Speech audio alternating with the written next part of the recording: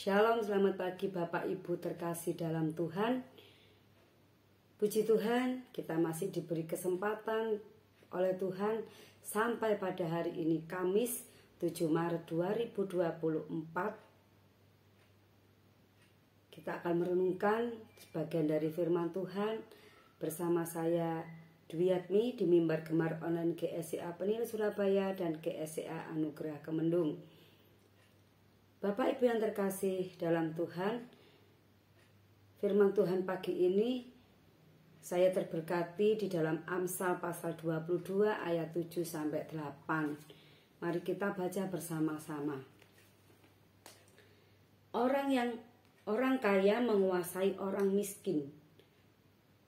Yang berhutang menjadi budak dari yang menghutangi. Orang yang menabur kecurangan akan menuai bencana, dan tongkat amarahnya akan habis binasa. Puji Tuhan Bapak Ibu, firman Tuhan pagi hari ini saya beri judul, apa yang kita tabur akan kita tuai kelak. Bapak Ibu, saudara-saudara terkasih, dalam kehidupan kita sehari-hari, kita tidak memungkiri ya bahwa kenyataan bahwa banyak orang miskin itu berhutang kepada orang kaya. Di sekeliling kita mungkin sampai pada tidak berdayanya orang yang tidak mampu itu untuk membayar hutang. Mengapa Bapak Ibu? Orang yang menghutangi itu tidak membantu malahan, tapi memperkaya dirinya sendiri. Bapak Ibu yang terkasih dalam Tuhan, kenyataan hidup ini tidak hanya kita lihat pada zaman sekarang, tapi sudah zaman dahulu. Sejak di dalam zaman nabi-nabi Alkitab. Di sini Amsal menuliskan di ayat 7, orang kaya menguasai orang miskin, yang berhutang menjadi budak dari yang menghutangi. Nah, Bapak Ibu, firman Tuhan itu nyata ya Bapak Ibu ya, dahulu dan sampai sekarang. Memang tidak ada pertolongan yang gratis dari orang kaya kepada orang miskin.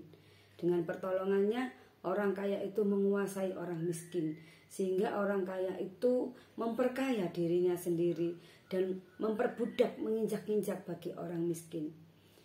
Di dalam kitab Yeremia pasal 9 ayat yang ke-23 yang mengatakan,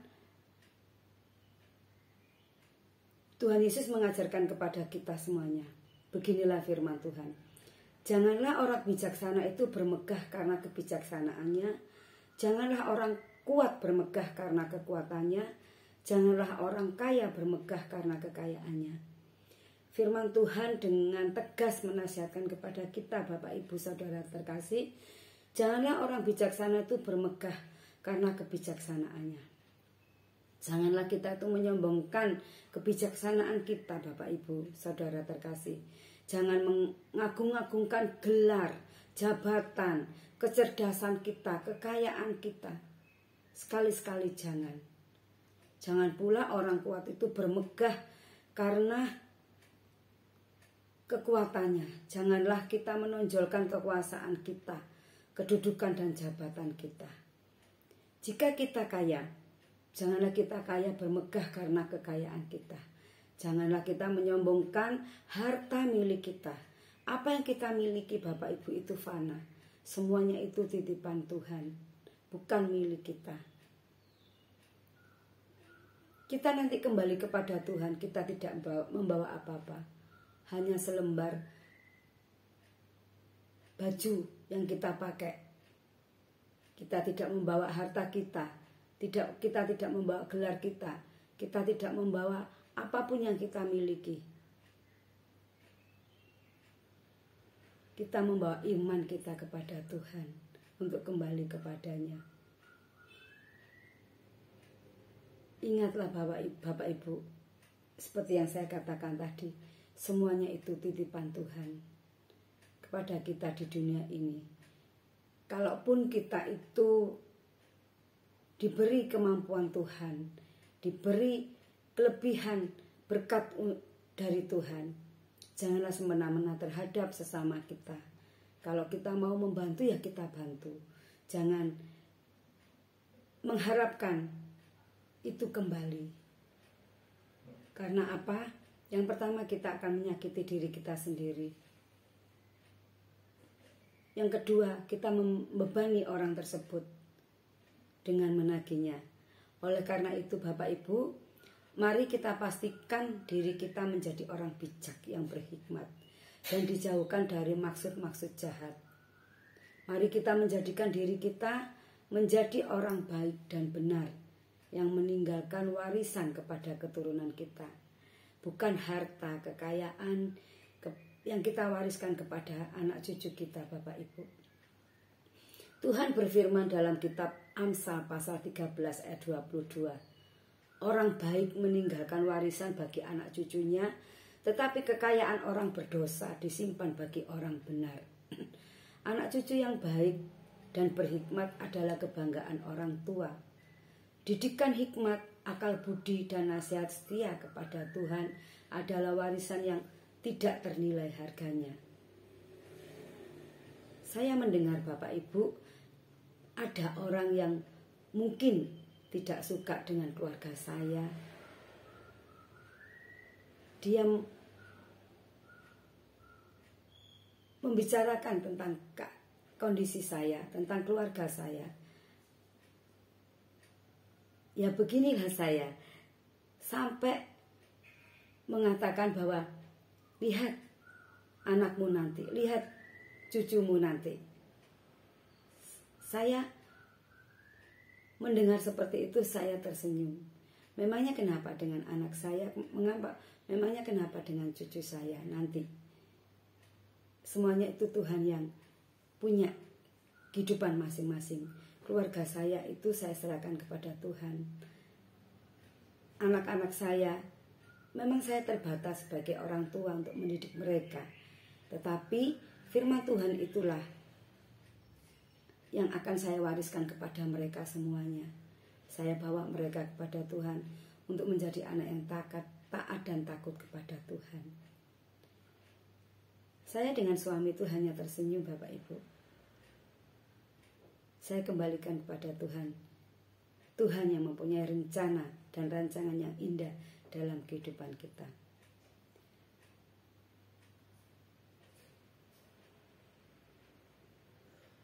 Sementara kita tahu Bapak Ibu ya, kekayaan itu tidak menjamin keselamatan bagi kita, bagi anak cucu kita.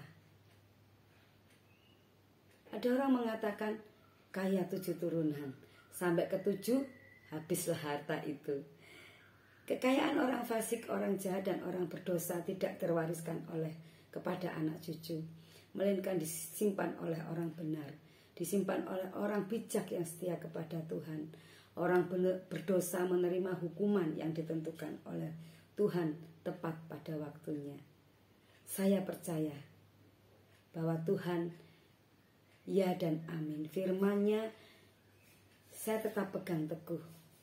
Apapun keadaan kita sampai terpuruk pun, Tuhan berjanji tidak akan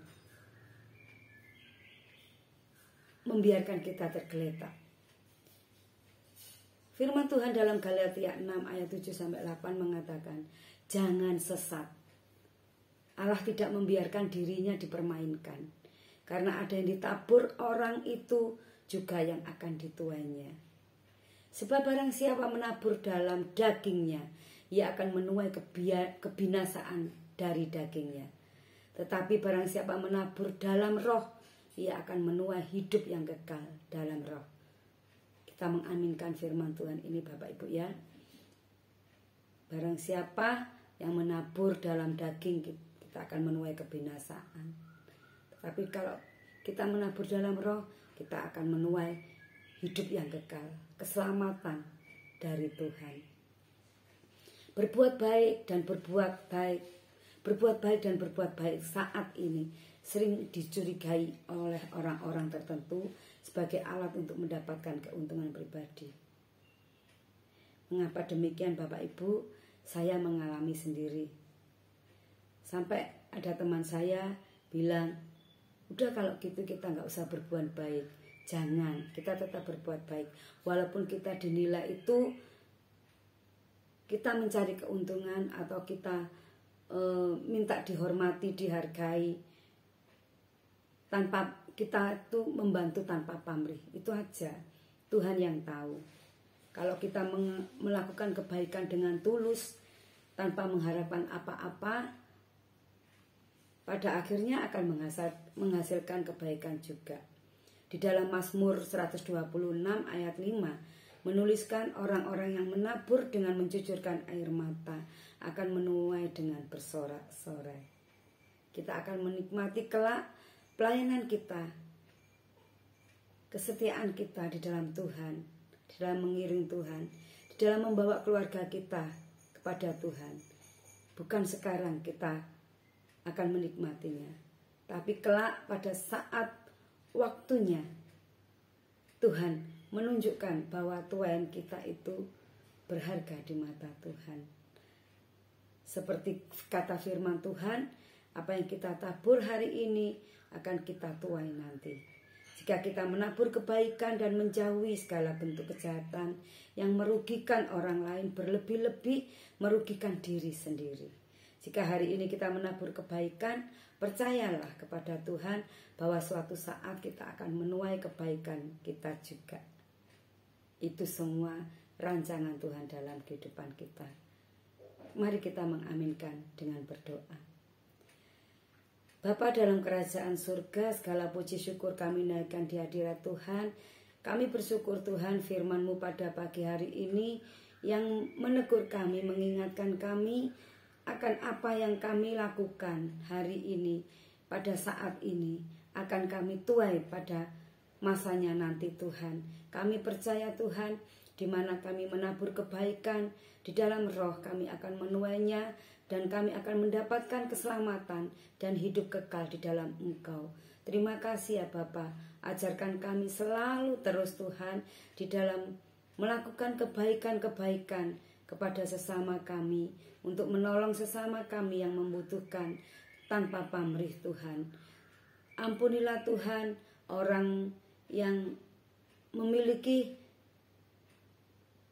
hati yang mencurigai apa yang telah kita lakukan Tuhan. Ampuni Tuhan, mereka tidak tahu apa yang kami perbuat, tapi semuanya ini Engkau Tuhan yang tahu hati kami. Sedalam apapun hati kami, Engkau yang tahu Tuhan. Kami menolong orang, kami melakukan kebaikan tidak untuk dipandang oleh orang lain, tapi kami melakukan ini, kami belajar melakukan sesuai dengan firman Tuhan. Terima kasih Bapa, terima kasih Tuhan Yesus. Kami serahkan Tuhan hari ini ke dalam tangan Tuhan. Kehidupan kami, aktivitas kami, Engkau berkati kami. Jadikan kami berkat bagi sesama kami yang berjumpa dengan kami. Terima kasih Tuhan, terima kasih. Kami serahkan perjalanan hidup kami dari pagi hingga malam nanti ke dalam tangan Tuhan. Di dalam nama Yesus kami berdoa dan mengucap syukur. Amin. Puji Tuhan. Selamat pagi. Semangat bergemar. Tuhan Yesus memberkati.